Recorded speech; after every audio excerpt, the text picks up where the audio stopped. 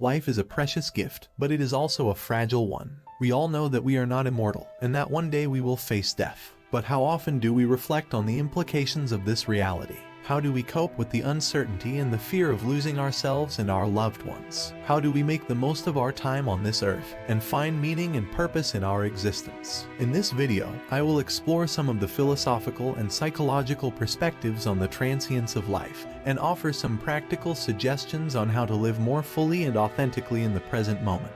I hope that by reading this, you will gain some insight and inspiration on how to embrace your mortality and use it as a catalyst for personal growth and transformation. The Transience of Life, a philosophical perspective. One of the most influential thinkers on the topic of the transience of life was the ancient Greek philosopher Epicurus. Epicurus taught that the goal of life is to attain happiness, which he defined as the absence of pain and fear. He argued that death is nothing to us, since when we are alive we are not dead, and when we are dead we are not alive. Therefore, we should not fear death, but rather enjoy the pleasures of life while they last. Epicurus also advocated for a simple and moderate lifestyle, free from excessive desires and attachments. He believed that by limiting our wants and expectations, we can avoid disappointment and frustration, and achieve a state of tranquility and contentment.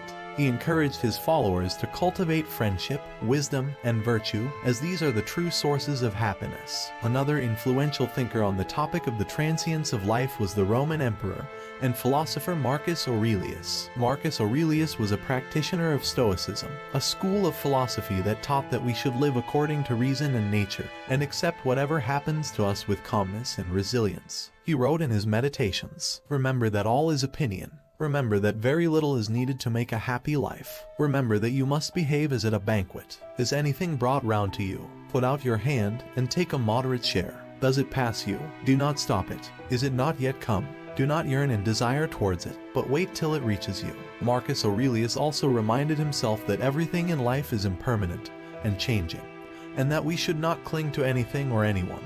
He wrote, "Time is like a river made up of the events which happen, and a violent stream, for as soon as a thing has been seen, it is carried away, and another comes in its place, and this will be carried away too."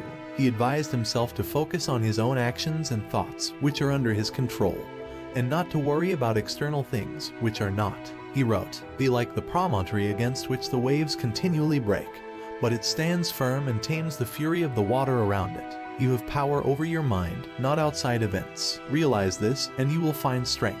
The transience of life, a psychological perspective.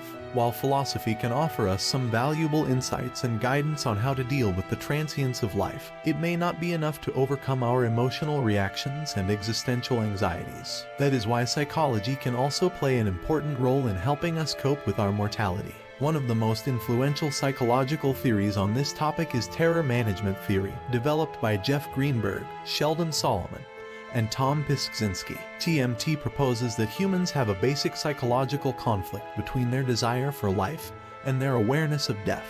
This conflict creates terror, which is managed by two main strategies: cultural worldview validation and self-esteem enhancement. According to TMT, humans create cultural worldviews that provide them with a sense of meaning, order, stability, and continuity in life. These worldviews include beliefs about reality, morality, values, goals, roles, norms, rituals, symbols, etc. By adhering to these worldviews, humans can feel that they are part of something larger than themselves, that they have a purpose in life, and that they will live on after death. TMT also suggests that humans seek to enhance their self-esteem by meeting or exceeding the standards of value prescribed by their cultural worldviews. By doing so, humans can feel that they are worthy individuals who have made significant contributions to their society or group.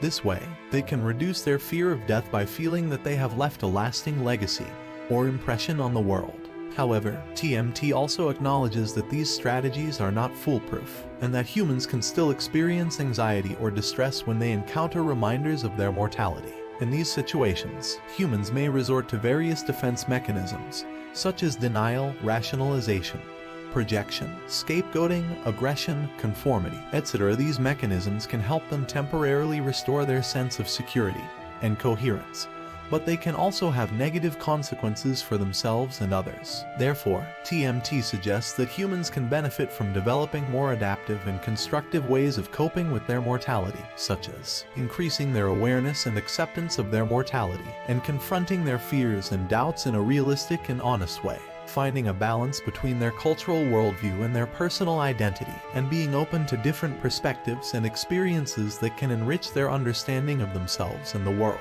seeking intrinsic rather than extrinsic sources of self-esteem, and focusing on their authentic values and goals rather than on external expectations or comparisons, developing a sense of gratitude and appreciation for life, and cherishing the present moment rather than dwelling on the past or worrying about the future, cultivating positive relationships with others who share their values and interests, and who can offer them support, comfort, and feedback, engaging in activities that provide them with a sense of meaning, fulfillment, and joy, such as hobbies, passions, learning, creativity, etc., contributing to causes that are important to them and that can make a positive difference in the world. In conclusion, the transience of life is a fact that we all have to face sooner or later. It can be a source of fear, sadness, or despair, but it can also be a source of motivation, inspiration, or growth. How we cope with it depends largely on our attitude and perspective. We can choose to ignore it or deny it, or we can choose to embrace it and learn from it. We can choose to live in fear or regret, or we can choose to live in gratitude and joy.